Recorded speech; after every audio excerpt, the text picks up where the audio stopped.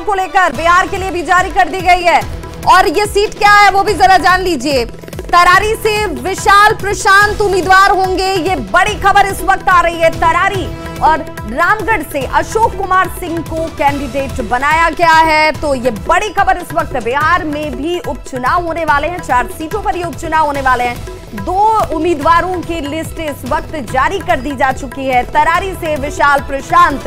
और हमारे साथ इस खबर पर ज्यादा जानकारी के साथ न्यूज 18 संवाददाता शैलेंद्र जुड़ चुके हैं। शैलेंद्र, जिन 2 नामों की चर्चा इस वक्त सामने है, जिनके नाम की इस वक्त हम चर्चा कर रहे हैं, विशाल प्रशांत और रामगढ़ से अशोक कुमार सिंह, यही पहले से भी दावेदार थे?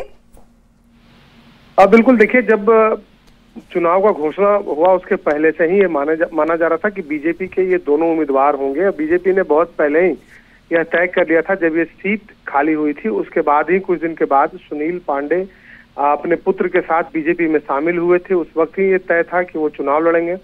4 सीटों में से 2 सीटों पर बीजेपी के खाते में जो 2 सीट है उसका ऐलान भाजपा ने आज कर दिया है। माना जा रहा था कि कल या परसों संयुक्त रूप से भी ऐलान किया जा सकता है, लेकिन बीजेपी ने आज सूची अपने दोनों उम्मीदवारों की जारी कर दी है। 2 क्षेत्र और बचे हुए हैं, उन दोनों क्षेत्र पर भी अब जल्द ही उम्मीदवारों की घोषणा होगी। चूंकि एक जीतन राम मांझी के पार्टी हमको मिला है इमामगंज का सीट और दूसरा बेलागंज का सीट जदयू के खाते में है। इमामगंज से जीतन राम मांझी के परिवार के सदस्य के चुनाव लड़ने की उम्मीद है और जदयू को जो सीट मिला है बेलागंज, उस सीट पर मंथन जारी है। मनोरमा देवी के पुत्र को चुनाव लड़ाने की बातचीत की जा रही थी, लेकिन अभी तक जदयू ने इसकी ऑफिशियल घोषणा नहीं की है। वहां भी और भी उम्मीदवार है जिस पर बातचीत चल रही है, लेकिन बीजेपी के कोटे के जो 2 सीट थे उन दोनों सीटों पर भाजपा ने आज उम्मीदवार की घोषणा कर दी है। बिल्कुल, तो बिहार में देखिए 2 सीटों पर बीजेपी के पास जो सीटें थी, वहां तरारी और रामगढ़, इन दोनों ही सीटों पर बीजेपी ने कैंडिडेट के नाम को साफ कर दिया।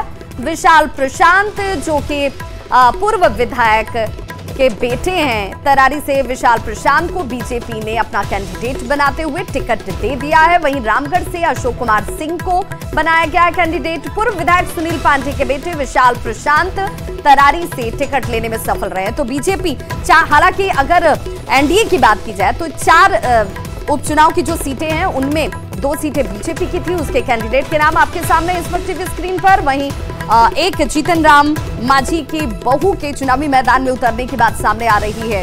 वहीं जेडीयू की तरफ से एक सीट पर कैंडिडेट का नाम जल्द ही सामने होगा। तो इस बुलेटिन में बस इतना ही, लेकिन न्यूज 18 बिहार झारखंड